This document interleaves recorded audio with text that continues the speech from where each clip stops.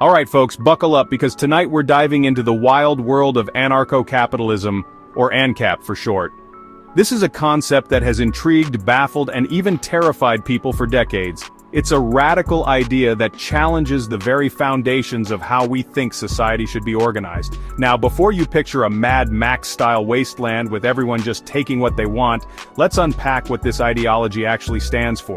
AnCap is not about chaos and lawlessness. It's about a different kind of order, one that relies entirely on voluntary interactions and free markets. Imagine a world with no government, no taxes, and no regulations. Sounds like paradise, right? But it's not just about the absence of government, it's about the presence of something else. Complete and total freedom for individuals to make their own choices. Well, that's the basic premise of AnCap. Proponents argue that without government interference, people would be free to innovate, trade, and cooperate in ways that are currently stifled by bureaucracy and red tape. At its core, AnCap is all about absolute market freedom. It's the belief that the free market, driven by supply and demand, can regulate itself better than any government ever could. This means that businesses would operate without any restrictions, leading to a more dynamic and efficient economy. It argues that individuals and private companies should be free to do whatever they want, without any interference from the state. This includes everything from starting a business to negotiating wages and working conditions.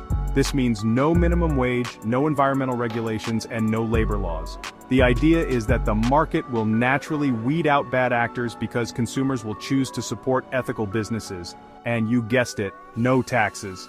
Instead of funding public services through taxation, AnCaps believe that private enterprises would step in to fill the gap, offering everything from roads to schools on a for-profit basis.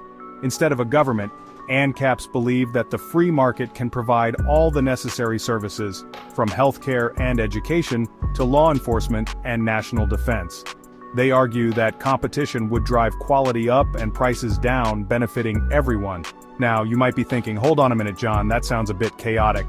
How can we trust private companies to handle things like law enforcement or national defense without any oversight?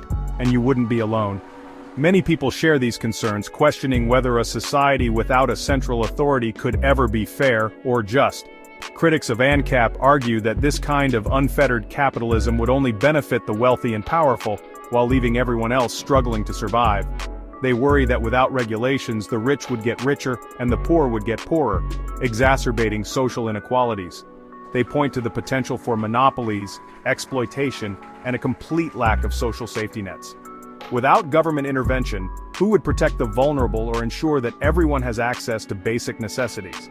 So is AnCap the key to unlocking true freedom, or a recipe for disaster? It's a question that has sparked intense debate among economists, philosophers, and everyday people alike. To answer that, we need to delve deeper into the arguments for and against it. We'll explore real-world examples, theoretical frameworks, and the potential consequences of living in an AnCap society. So, stick around because things are about to get interesting. Whether you're a staunch supporter or a skeptical critic, there's a lot to unpack and understand about this radical vision of a world without rules. Now let's give AnCaps their due. They have a vision that is both radical and intriguing, one that challenges the very foundations of our current societal structures. They make some compelling arguments about the potential benefits of a stateless society. Imagine a world where the government doesn't interfere in your daily life, where your choices are truly your own. For starters, they believe that individuals are inherently rational and capable of making their own choices without government intervention. This belief is rooted in the idea that people, when left to their own devices, will act in their own best interest and, by extension, the best interest of society.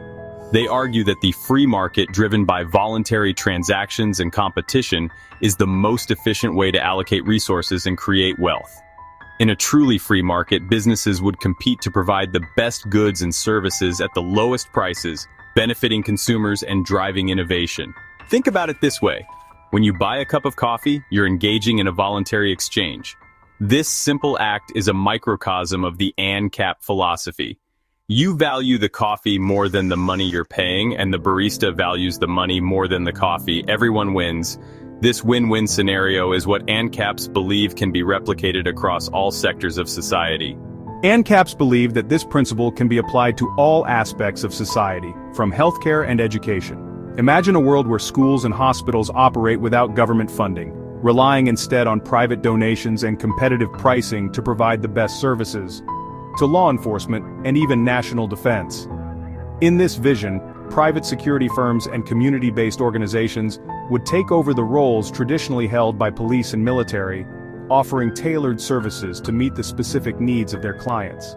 They argue that without the burden of taxes and regulations, businesses would flourish, innovation would skyrocket, and individuals would be free to pursue their own happiness without government interference. Entrepreneurs would have the freedom to experiment and innovate without the constraints of bureaucratic red tape. It's a seductive vision, a libertarian utopia where everyone is free, prosperous, and responsible for their own destiny. In this world, the power lies with the individual, and the possibilities are endless. However, it's important to consider the challenges and potential downsides of such a system. But for now, let's appreciate the idealism and the hope that drives the AnCap vision. But wait, there's a flip side to this utopian coin. Critics of AnCap, and believe me, there are many, argue that this vision of freedom comes at a steep price. They fear that without a strong government to regulate the market and protect individual rights, we'd be headed straight for what they call market tyranny. Imagine a world where corporations hold all the power, free to exploit workers, pollute the environment, and dictate the terms of our lives. With no social safety nets to fall back on, the poor and vulnerable would be left to fend for themselves in a ruthless game of survival of the fittest. Think about it. Who would provide public goods like roads, schools, and healthcare in an AnCap society? Critics argue that these essential services would either be monopolized by a few powerful corporations or simply not provided at all, leaving the vast majority of people worse off. It's a dystopian vision of unchecked corporate power, where the pursuit of profit trumps all other concerns. Now you might be thinking, John, this is all hypothetical. Has there ever been a real-world example of AnCap in action? Well, not exactly. But some folks like to point to Argentina's economic crisis in the late 1990s and early 2000s as a cautionary tale of what happens when free market ideology is taken to the extreme. During this period, Argentina implemented a series of radical free market reforms, including privatization of state-owned industries. The government sold off numerous public assets, from utilities to transportation, in an effort to reduce the national debt and stimulate economic growth. Deregulation of the financial sector was another major component of these reforms. The idea was to create a more competitive and efficient market by removing government oversight and allowing financial institutions to operate with greater freedom. Additionally, Argentina adopted a fixed exchange rate pegged to the US dollar. This move was intended to stabilize the currency and control inflation, making the country more attractive to foreign investors. Initially, these reforms seemed to be working, with the economy experiencing a period of growth. Foreign capital flowed into the country, and consumer confidence was high. However, this growth proved to be unsustainable, and the country was soon plunged into a deep recession marked by hyperinflation and mass unemployment. The fixed exchange rate, which had initially brought stability, became a straitjacket, preventing the government from adjusting monetary policy to respond to economic conditions. Social unrest followed as the economic situation deteriorated. Protests erupted across the country, with citizens demanding action from the government. Critics of Argentina's experiment argue that the government's hands-off approach allowed corporations to run rampant, exploiting workers, driving up prices, and ultimately crashing the economy. They point to the lack of regulation in the financial sector as a key factor in the crisis, arguing that it allowed banks to engage in risky lending practices that ultimately led to a collapse of the banking system. The crisis left a lasting impact on Argentina, serving as a stark reminder of the potential dangers of unchecked free market policies. While the country has since made efforts to recover, the lessons from this period continue to resonate in discussions about economic policy and regulation.